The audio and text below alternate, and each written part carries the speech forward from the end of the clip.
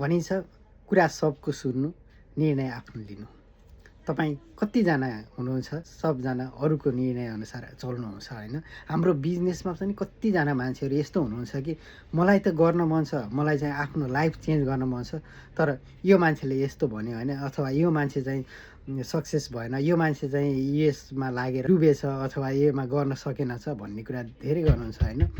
तपाईँ जब सजेस्ट लिने टाइम हुनुहुन्छ, फेलियर मान्छेको सजेस्ट लिनुभयो भने तपाईँ कहिले पनि सक्सेस हुनुहुन्न। इभन तपाईँ पढ्न जानुहुन्छ र फेल भएको मान्छेलाई तपाईँ यो पढ्न चाहिँ कस्तो हुन्छ होला भनेर तपाईँले सोध्नुभयो भने त्यो मान्छेले कहिले पनि पढ्नु राम्रो हो भनेर भन्दैन, किनभने ऊ आफै असफल भइरहेको छ होइन।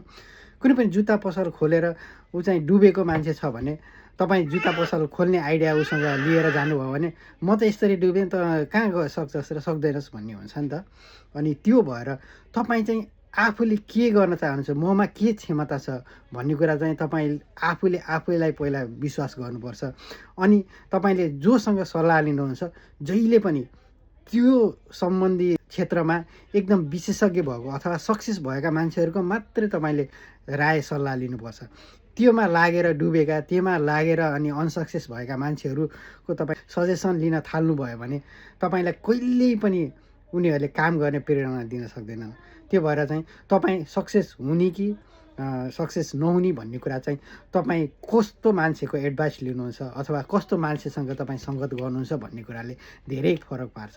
त्यो भएर सबभन्दा पहिला त तपाईँले आफूलाई विश्वास गर्नुहोस्। म सक्छु भन्ने तपाईँमा हुनु पर्यो, आँट हुनु पर्यो होइन। कि आँटले खान्छ कि ढाँटले खान्छ भन्छ नि त होइन। त्यो भएर चाहिँ तपाईँ आफूलाई विश्वास गरेर अनि चल्नुभयो भने तपाईँ कुनै पनि कुरामा, संसारमा कुनै पनि कुरा कसैका लागि नहुने भन्ने हुँदैन होइन। विनोद चौधरी अरबपति बन्न सक्छन् भने हामी जो कोही पनि अरबपति बन्न सक्छौँ, तर त्यसका लागि के चाहिन्छ, विनोद चौधरीमा जस्तो गर्न सक्ने मेहनत चाहिन्छ, लगनशीलता चाहिन्छ अनि आफूप्रति भरोसा चाहिन्छ।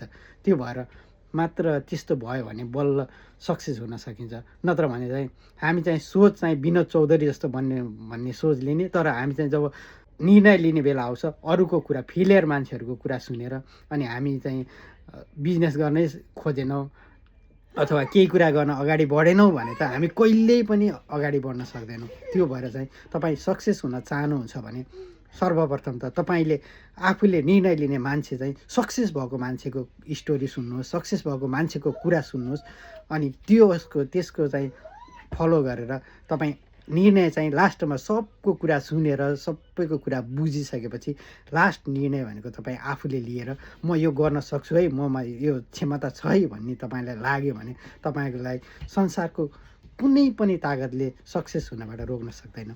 धन्यवाद।